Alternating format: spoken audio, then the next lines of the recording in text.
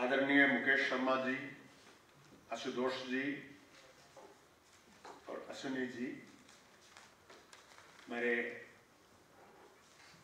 साथियों,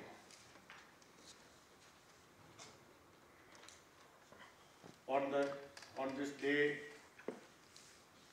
of UN Democracy, International Day of Democracy,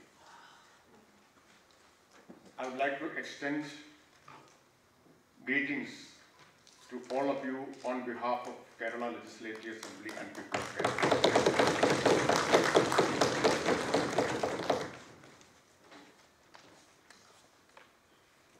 I was requested to speak in Hindi और bilingual करने का request किया था। जब मैं दिल्ली में था 10 साल संसद में, हिंदी में बोलना आसान था, लेकिन पिछले 2 साल मैं केरला में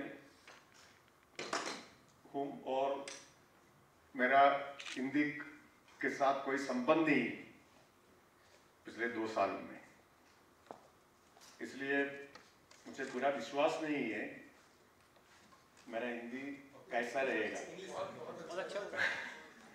मैं बाइलिंगुअल करने का कोशिश करूंगा। Friends, I am very happy to be here in Jaipur because in the last 20 months I have never traveled out of my state. This is my first travel after 20 months.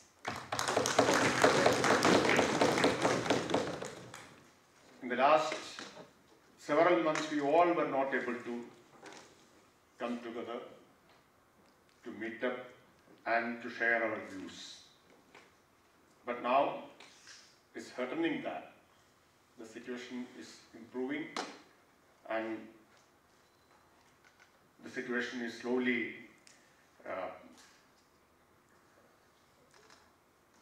becoming normal, and we all are able to meet and exchange our views.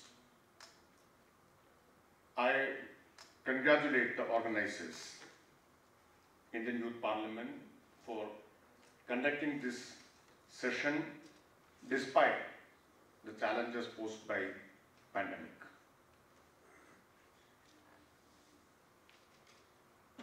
Here, I was excited to listen to the words of Mukesh Sharma ji.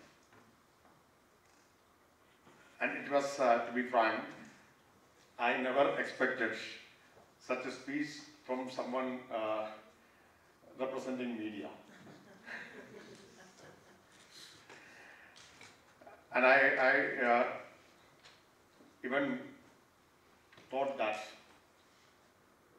he's speaking like an activist.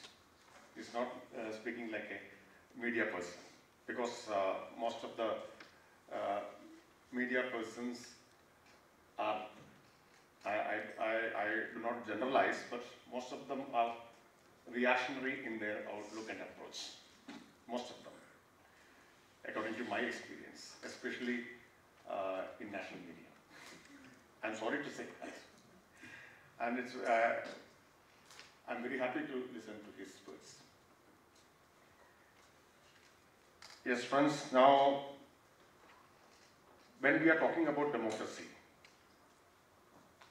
democracy is seen as a system of governance, a modern and civilized system of governance. But it is much more than that. Of course, it's a system, modern system of governance compared to pre-democratic systems of governance. But democracy is a culture, it's a set of modern principles and values, and it's a mindset also. The system of governance itself is deeply rooted in this environment of principles, values, and culture of democracy. Unless this environment is there, this conducive ecosystem is there, democracy democracy cannot sustain. If this atmosphere is toxic, democracy will be affected. All institutions of democracy, including legislatures, will be affected. So what is important is to have this ecosystem conducive for democracy. And what are the core principles and values of democracy? I think secularism, federalism, protection of human rights, civil, political, cultural, and economic rights, and commitment to equality, as rightly pointed out by Mukesh Sharma. Commitment to equality and respect for human dignity are the core principles and values of democracy.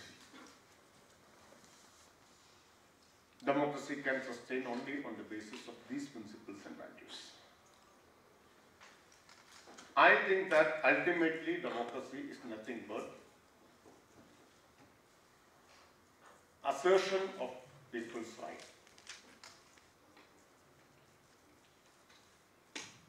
When these principles and values are disregarded or disrespected,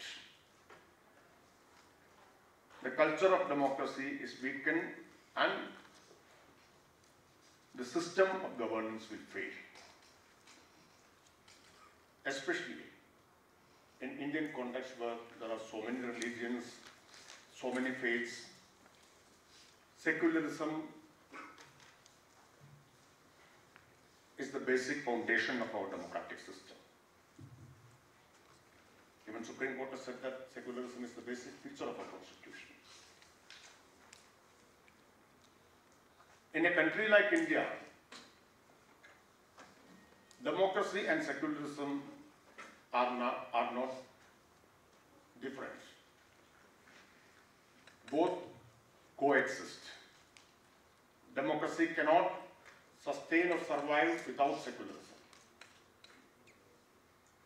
And secularism will be destroyed if democracy is weakened.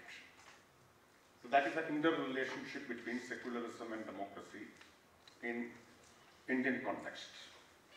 One cannot survive without the other. That is why we are seeing why democracy is not prevailing in theocratic states. You cannot nurture democracy in a theocratic state. So what is important is to protect the secular fabric of our country, the secular foundation of our constitution. Then only democracy will survive in India. And the essence of democracy is critical thinking, the right to dissent, and the right to protest. These are central to the idea of democracy. If these rights are suppressed, then democracy is dead.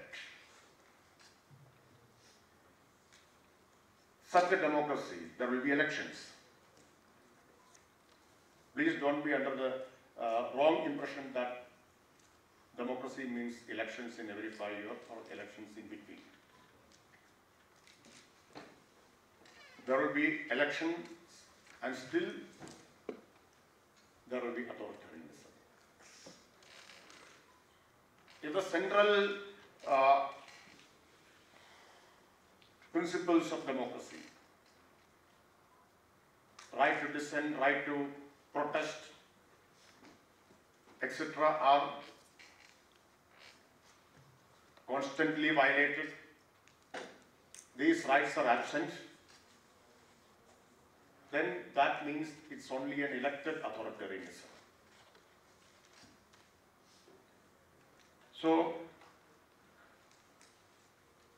what I'm trying to convey is that parliamentary democracy and parliament as an institution, or legislatures as an institution, is deeply influenced and shaped by the overall